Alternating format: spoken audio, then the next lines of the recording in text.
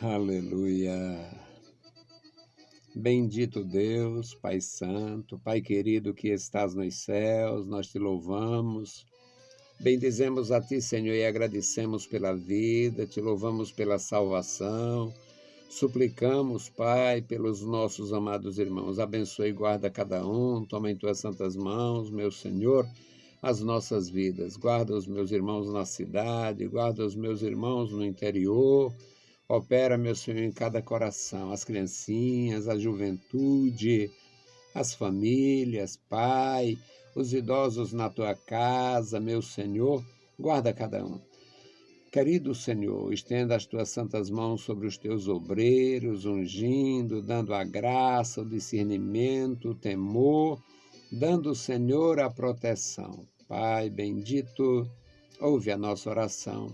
No nome de Jesus Cristo nós te pedimos. Amém. Meus queridos irmãos, voltamos para apresentar o programa Unicresce no Ar, programa da Escola Teológica União e Crescimento, a Unicresce. Esta é a edição 1522, ano 31, e o tema de hoje, Glória e Revelação. É o tema de hoje, Glória e Revelação. O texto bíblico, primeira epístola de Pedro, capítulo 4, versículos 12 a 19. Um texto relativamente pequeno, mas com uma grande mensagem para o nosso coração.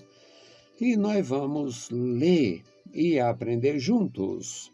Diz assim a palavra do nosso Deus: Amado, não estranheis a ardente prova que vem sobre vós para vos tentar, como se coisa estranha vos acontecesse, mas alegrai-vos no fato de serdes participantes das aflições de Cristo, para que também na revelação de sua glória vos regozijeis e alegreis. Se pelo nome de Cristo sois vituperados, bem-aventurados sois, porque sobre vós repousa o Espírito da glória de Deus. Quanto a eles, ele sim blasfemado, mas quanto a vós é glorificado. Que nenhum de vós padeça como homicida, ou ladrão, ou malfeitor, ou como o que se entremete em negócios alheios. Mas se padece como cristão, não se envergonhe. Antes, glorifique a Deus nesta parte. Porque já é tempo que comece o julgamento pela casa de Deus. E se primeiro começa por nós, qual será o fim daqueles que são desobedientes ao Evangelho de Deus? E se o justo apenas se salva, onde aparecerá o ímpio e o pecador? Portanto, também os que padecem segundo a vontade de Deus, encomendem-lhes as suas almas, como ao fiel Criador, fazendo o bem. Louvado seja o nosso Deus para todo sempre. Bendito Senhor, lemos a Tua palavra, pedimos a Tua graça, fala conosco, nos dá, Senhor, a compreensão do Teu grande amor e capacidade para entender, para absorver, Senhor, e observar esta palavra maravilhosa. Abençoa os nossos amados irmãos e amigos, os nossos ouvintes e seguidores e os que terão contato com as nossas publicações. Amado Pai, ouve a nossa oração. Em nome de Jesus Cristo, nós te pedimos. Amém. Meus queridos irmãos, esta palavra é para nosso coração, é conforto para nós. O apóstolo Pedro, apóstolo de Jesus Cristo, na década de 60, na era cristã do primeiro século, da era cristã, a era comum, ele, rodeado de testemunhas e experimentado em provações, ele via irmãos serem presos, ele viu irmãos serem apedrejados, ele viu pessoas serem desterradas, tiradas do seu habitat, da sua região e levada para nunca mais ser encontrada, ser vista. Isso era desterro, chamado de desterro, e o resultado é que ele, como apóstolo de Jesus Cristo, testemunha do Senhor e ajudador da igreja, ele está trazendo uma palavra de encorajamento e orientação para os irmãos. Amados, o que está acontecendo é grave. Amados, o problema é sério, mas não ache estranho. Ele foi orientado por Jesus Cristo. Jesus disse para ele, disse para todos: o mundo vai aborrecer vocês da mesma maneira que o mundo me aborrece. Então sejam prudentes como as serpentes.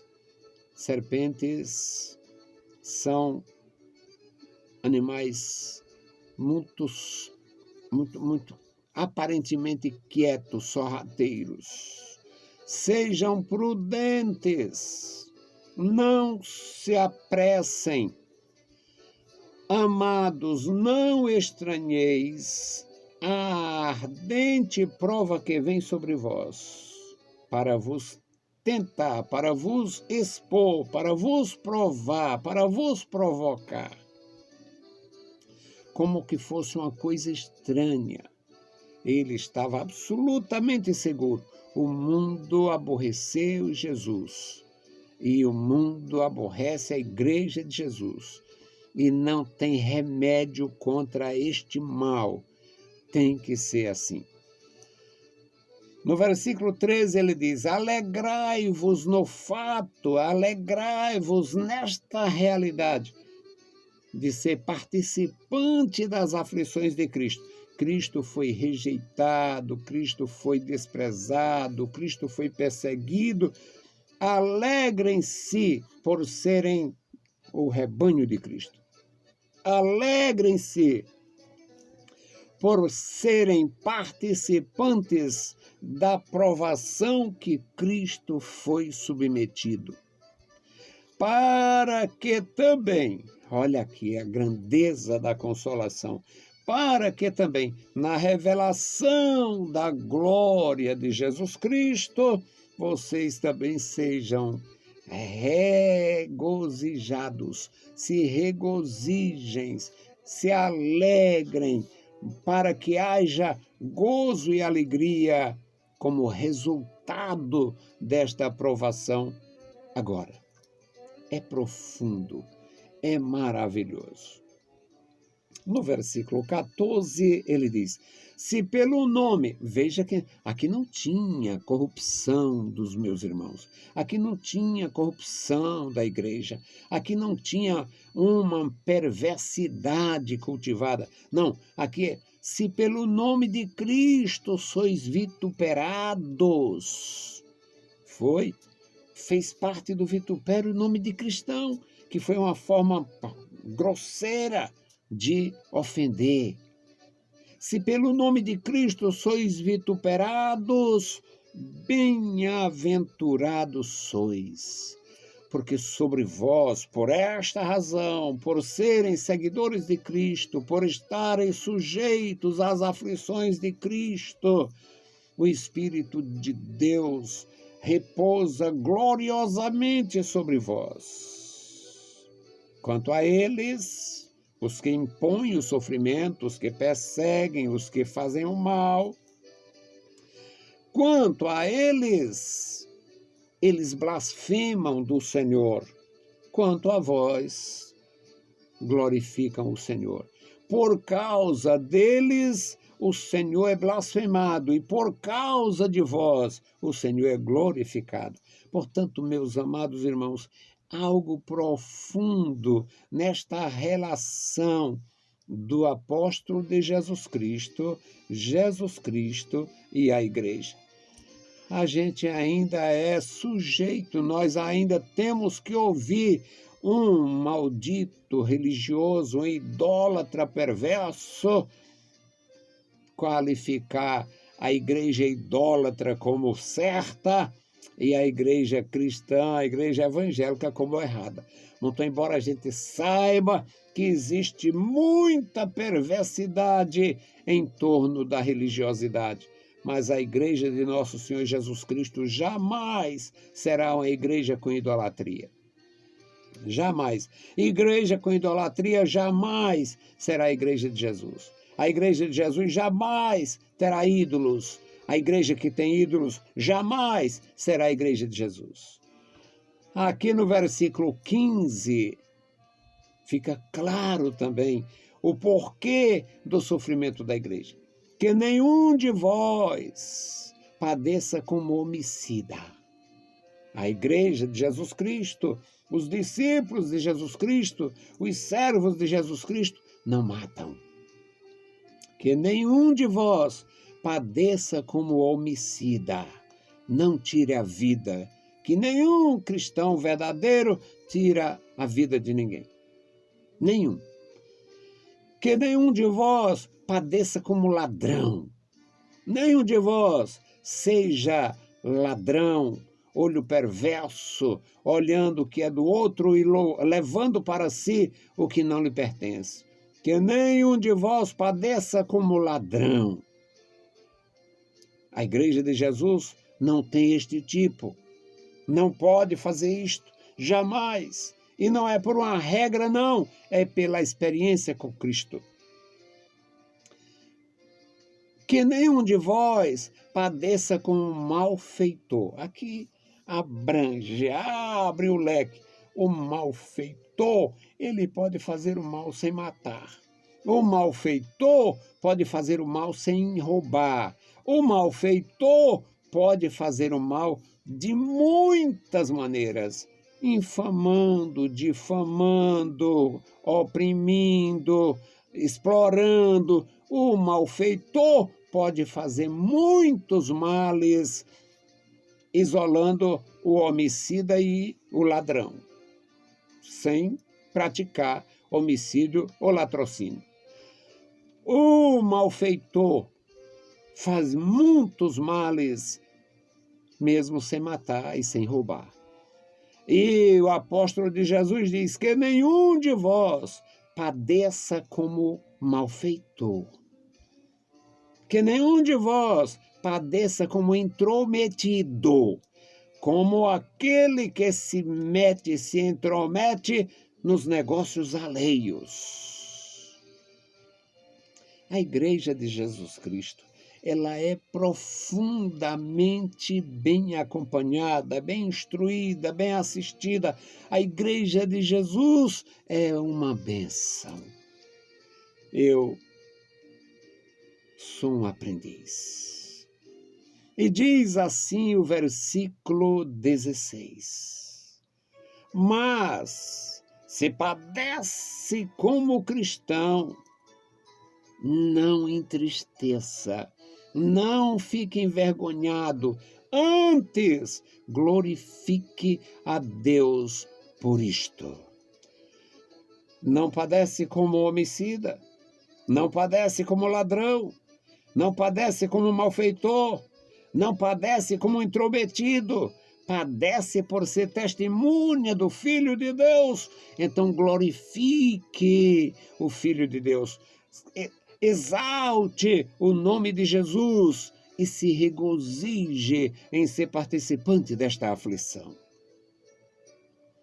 No versículo 17, Pedro diz: porque já é tempo que comece o julgamento pela casa de Deus. A casa de Deus, na referência dele, é a igreja. E a igreja, no tempo dele, não tinha nem casa. É porque a relação de Israel como casa fez com que entendesse a relação da igreja como casa. Mas no tempo de Pedro, a igreja não tinha prédios, a igreja não tinha imóveis, a igreja não tinha bens. Pelo contrário, a igreja, quem tinha bens e se convertia, perdia os bens. Havia espoliamento. Houve tudo. Ele está dizendo nesta pequena mensagem. Se padece como homicida, como ladrão, como malfeitor, como intrometido, é um sofrimento provocado. Mas se padece como cristão, e eles padeciam como cristão, eles perdiam o que tinha, muitos perderam o que tinha. Quando houve aquela fome naqueles dias, neste tempo, foi um tempo aproximado daquelas coletas que Paulo faz para a igreja, para ajudar os santos pobres em Jerusalém. Quando vinha aquele período, eles não tinham mais nada para lançar a mão, porque já tinham sido expoliados. Porque já é tempo que comece o julgamento pela casa de Deus. E se primeiro começa por nós, Pedro se insere. Ele era discípulo de Jesus.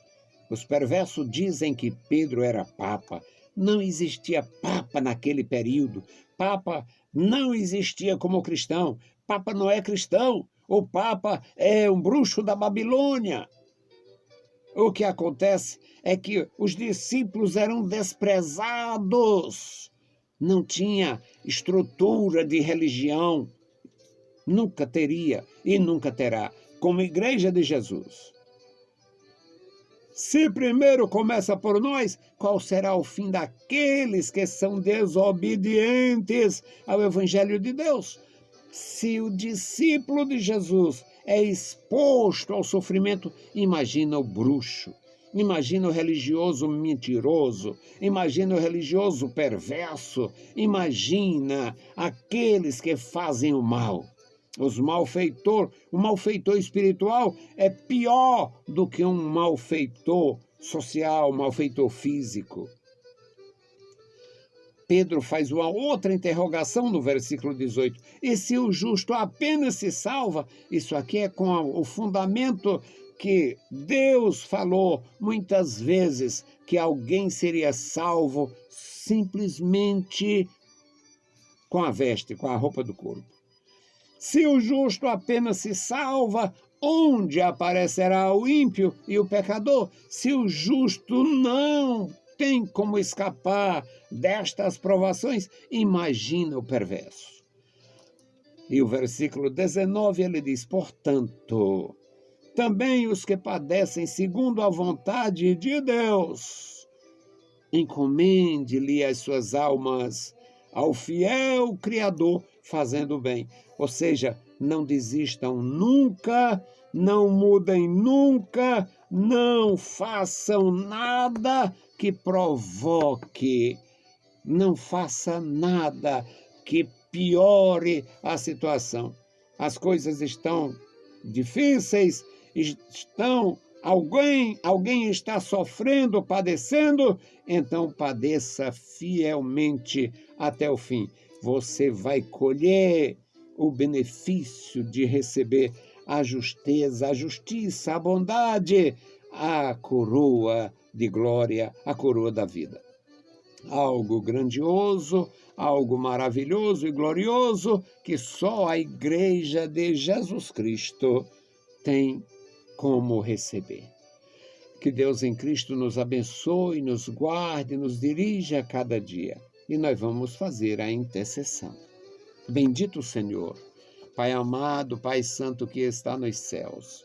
Estamos em Tua presença, Te louvamos pela palavra e agora intercedemos pelos nossos irmãos. Pai bendito, Te louvamos pela vida, Te louvamos pela salvação. Bendizemos a Ti, Senhor, pela Tua bondade, ó Deus.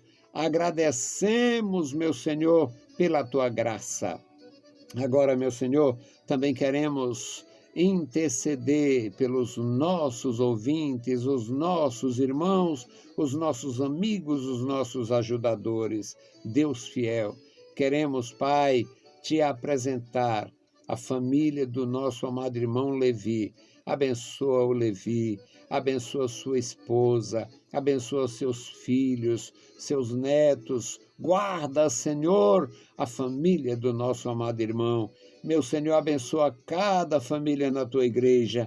Guarda, Senhor, os meus amados irmãos e ouvintes. Querido Pai, nossos ajudadores e seguidores, toma em tuas santas mãos este memorial da oração.